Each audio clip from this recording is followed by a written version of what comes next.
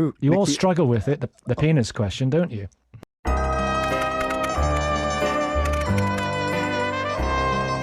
Mr. Starmer, what is a woman? If you don't say she's an adult female, I shall not vote Labour, as I have all my life. That's from Merrill in Leicester. look, firstly, a woman is an adult female, so let's clear that one up. Yeah, don't do that. That instantly concedes all the ground to the trans votes. Merrill threatens to not vote Labour, and his answer should have been, a gay marriage is not the same as a straight marriage, but it's about compassion and social utility. A cis woman is not the same as a trans woman, but it's about compassion and social utility. It's not about the biology. A woman isn't a set of body parts. Our body parts are male or female, and that is our sex, but that's not our gender. Marriage isn't defined by our reproductive ability, just like gender isn't defined by our body parts.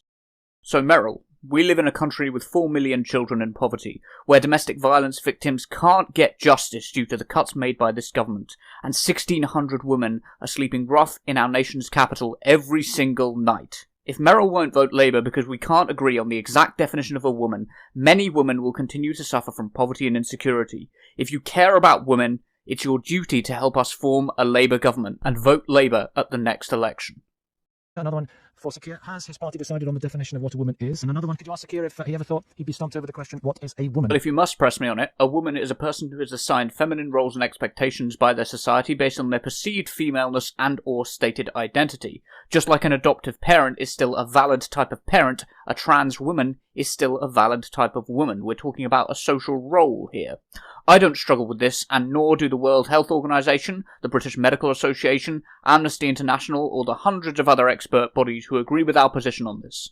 And has the Labour Party policy on single-sex spaces and trans rights changed? What is it? And Sunday, when we completed our policy forum, allowed us to be clear that there should be safe spaces for women, particularly in relation to violence against women and girls. And when I was Director of Public Prosecution, spent a lot of time dealing with cases of violence against women and girls, and therefore feel very strongly about these safe spaces for women. and why are trans women, are you saying, disproportionately likely to be violent in these situations? I don't understand. What are you saying? No, I think that it's more that women who've been biological women subject to violence against women and girls want a safe space where they can feel Safe from what?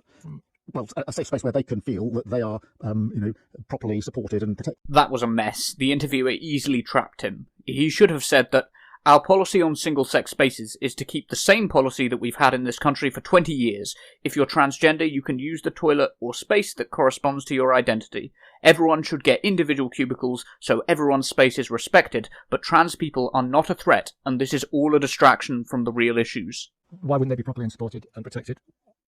I don't understand. Why wouldn't that be the case? Well, I think the Scottish prisoner case probably answers that question in terms of... There are a lot of people in Isla Bryson was the name of the person. Yeah. You think there are a lot of situations? There are a lot I'm of not saying examples there's of a lot of examples of that, but I do think the principle of safe spaces is very important for women. Starmer didn't even know Isla Bryson's name, so I doubt he's aware that, like all the vulnerable or dangerous prisoners in the Scottish prison service, she was kept in solitary confinement, not released into the prison estate. Anyone who feels that their safety is being threatened because of the Isla Bryson case doesn't know enough about the Isla Bryson case. Spaces for women can be safe without excluding trans women. The people who called in grumbling about trans women aren't going to be convinced. They've bought into the fear-mongering and conspiracy theories about Starmer being part of the trans lobby.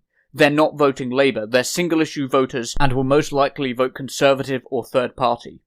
But trans people and their supporters form part of the base of the Labour coalition. Trans people and their supporters will walk away if you don't call this scapegoating out. There is no middle ground on human rights.